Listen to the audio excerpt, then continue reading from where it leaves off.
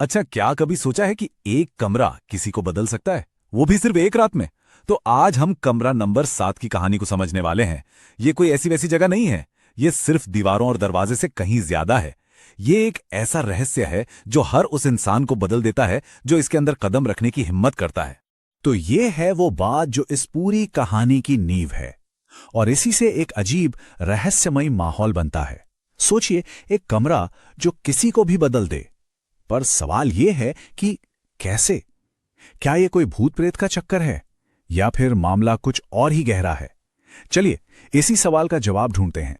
हमारी कहानी की लोकेशन है एक पुराना, बिल्कुल सुनसान सा गेस्ट हाउस, और वहीं पर है कमरा नंबर 7, जो अपनी अजीबोगरीब कहानियों के साथ मेहमानों का इंतजार कर रहा है। देखिए, इस कमरे के बारे में ना तरह तरह की बातें होती थी।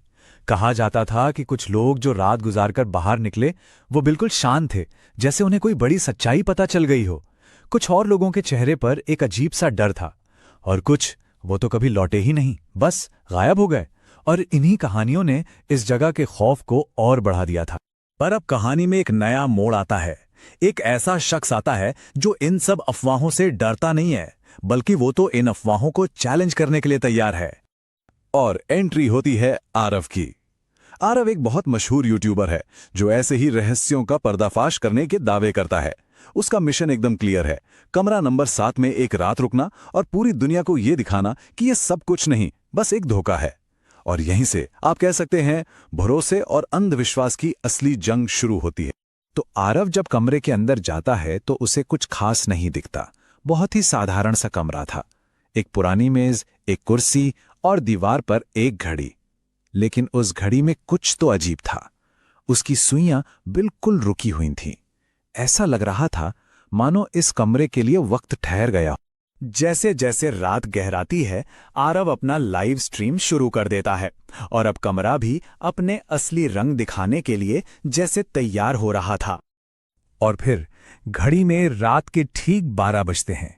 वो वक्त जिसके बारे में कहा जाता है कि तब दुनियाओं के बीच का पर्दा सबसे नाजुक हो जाता है। और ठीक उसी पल कुछ ऐसा होता है जिसकी उम्मीद नहीं थी। दीवार पर जो रुकी हुई घड़ी थी ना, उसकी सुई अचानक हिलती है। ये बस एक सेकंड के लिए हुआ, लेकिन इतना ही आरव के यकीन को हिलाने के लिए काफी था। लेकिन आरव अपना कॉन्फिडेंस वापस लाने की कोशिश करता है। वो कमरे का मजाक उड़ाते हुए पूछता है, बस यही है तुम्हारा रहस्य? उसे पूरा यकीन था कि यह कोई सस्ती सी ट्रिक है। लेकिन खेल अभी खत्म नहीं हुआ था। अचानक से आरव का अपने दर्शकों से कनेक्शन टूट जाता है। कैमरे की स्क्रीन काली पड़ जाती है। अब वो सिर्फ एक कहानी नहीं बना रहा था, वो उस कहानी का हिस्सा बन चुका था, पूरी तरह से अकेला। और फिर उस खामोशी में एक आवाज गूंजती है, तुम यहां क्यों आए हो? ये कोई डरावनी फुसफुसाहट नहीं थी, ये आवाज कुछ और थी, कुछ ज्यादा पर्सनल। और यहीं पर कहानी का सबसे बड़ा मोड़ आता है। ये कोई बाहरी भूत या आत्मा नहीं थी, वो आवाज आरव के अंदर से आ रही थी। चैलेंज कमरे से नहीं था, चैलेंज तो वो खुद से कर रहा था।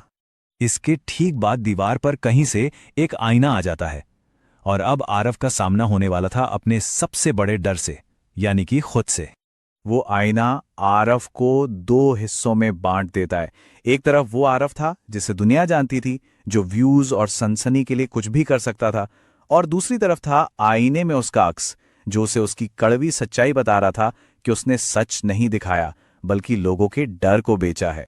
कमरा अब उसके सामने एक आखिरी चॉइस रखता है, या तो वो अपने झूठे नकाब के साथ ही बाहर निकले, या फिर वो इंसान बनकर निकले जो वो असल में है। फैसला उसे ही करना था। रात गुजर जाती है, सुबह होती है, और उस रात के टकराव के बाद हमारे सामने एक बिल्कुल बदलावा आरव आता है। जब आरव कमरे से बाहर निकलता है तो उसका चेहरा ही सब कुछ बयां कर देता है। उसकी आंखों में जरा भी डर नहीं था, बल्कि एक गहरा पछतावा था। उस रात ने उसे अंदर तक तोड़कर शायद एक नए सिरे से जोड़ा था। अपनी लाइव स्ट्रीम खत्म करने से पहले वो अपने दर्शकों से आखिरी बार बात करता है। वो कहता है कि ये डर को बेचने का अंत है और अब सच्चाई की खोज की शुरुआत होगी। लेकिन रुकिए, अगर आपको लगा कि कहानी यहां खत्म हो गई, तो ऐसा बिल्कुल नहीं है। स्ट्रीम बंद होने के बाद एक आखिरी रहस्य सामने आता है। सब कुछ खत्म होने के ठीक 5 सेकंड बाद, जो हमेशा के लिए लगने लगते हैं। स्क्रीन पर अचानक ये शब्द लिखे हुए आते हैं और ये एक लाइन पूरी कहानी के मायने ही बदल देती है। इसका क्या मतलब हो सकता है? भला एक कमरे को किसी की जरूरत कैसे नहीं हो सकती? क्या आरव उसका आखिरी मेहमान था? और अगर हां, तो क्यों? क्या कमरे का जो मकसद था वो अब पूरा हो चुका था? और आखिर में बस एक ही आवाज सुनाई देती है, घड़ी की टिक टिक, जो धीरे धीरे बंद हो जाती है। वक्त एक बार फिर से ठहर गया है, लेकिन इस बार शायद हमें